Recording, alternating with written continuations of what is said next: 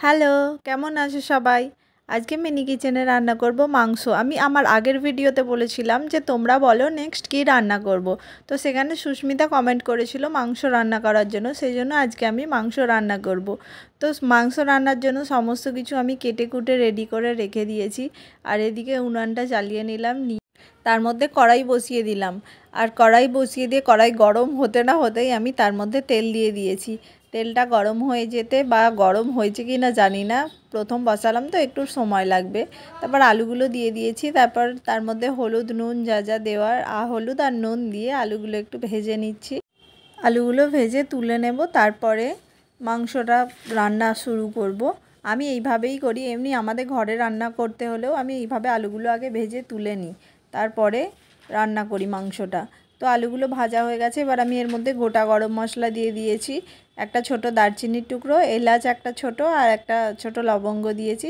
তারপরে ছোট ছোট করে কেটে রাখা পেঁয়াজ দিয়ে দিয়েছি। পেঁয়াজগুলো এবার ভাজা হোক, ততক্ষণ আমি একটু টমেটো কেটে নিই। টমেটোটা কাটতে ভুলে গিয়েছিলাম, তো টমেটোটা কেটে নিয়েছি। আর এদিকে আমার টমেটো কাটতে কাটতে পেঁয়াজটা দেখছি আধ ভাজা মতো হয়ে গেছে।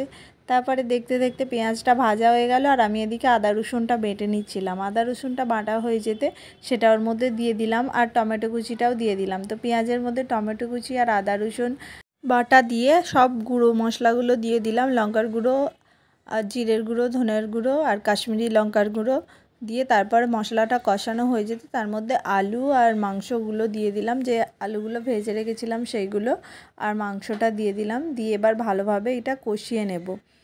ভালো করে কষাতে হবে, কেননা ছোট মিনি কিচেনে যেহেতু রান্না করছি, কষাতে কষাতেই যেন মাংসটা সিদ্ধ হয়ে যায়, সেই রকমভাবেই কষাতে হবে। ঝোল দিয়ে একটুখানি ফুটলেই তারপরেই নামিয়ে নেব।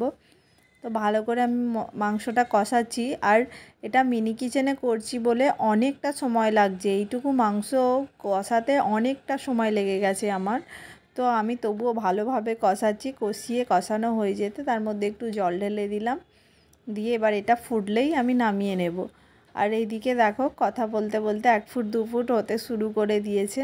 আর বাবানের দিকে বলছে মাম্মি তাড়াতাড়ি করো তাড়াতাড়ি করো, মাংসটা তো ওই টেস্ট করবে, সেই জন্য আজকে আবার বলেছে মাম্মি আমি মিনি কিচেনের মাংস দিয়ে আর লুচি করে দেবে, লুচি খাবো। আর এদিকে রান্না হয়ে যেতেই আমি ওর জন্য আগে তুলে দিচ্ছি বাটিতে। পুরোটাই ও খাবে, কিন্তু এখন টেস্ট করার জন্য একটা ছোট বাটিতে একটুখানি তুলে দিচ্ছি। আর মিনি কিচেনে রান্না করছি বলে এরকম না যে যেমন তেমন করে রান্না করেছি, আমি পুরো যেরকম রান্না হয় সেরকম ভালোভাবেই রান্না করেছি, কেননা আমি জানি বাবান খাবে, বাবান খাওয়ার জন্য বায়না করবে, সেই জন্যই করেছি সেইভাবে। আর এদিকে ওকে দিতেই ও মাংসগুলো বেছে বেছে আগে খেয়ে নিচ্ছে। নেক্সট মিনি কিচেনে কি রান্না করব তোমরা কমেন্টে বলো। আবার বলছি এবারেও ইজি ইজি রান্না বলবে, কেননা প্রথম প্রথম একটু অসুবিধা হচ্ছে রান্না করতে। চলো সবাই ভালো থাকবে, আবার নেক্সট নতুন ভিডিও নিয়ে তোমাদের সাথে খুব তাড়াতাড়ি দেখা হবে। ততদিন পর্যন্ত ভালো থাকবে, টাটা, বাই বাই।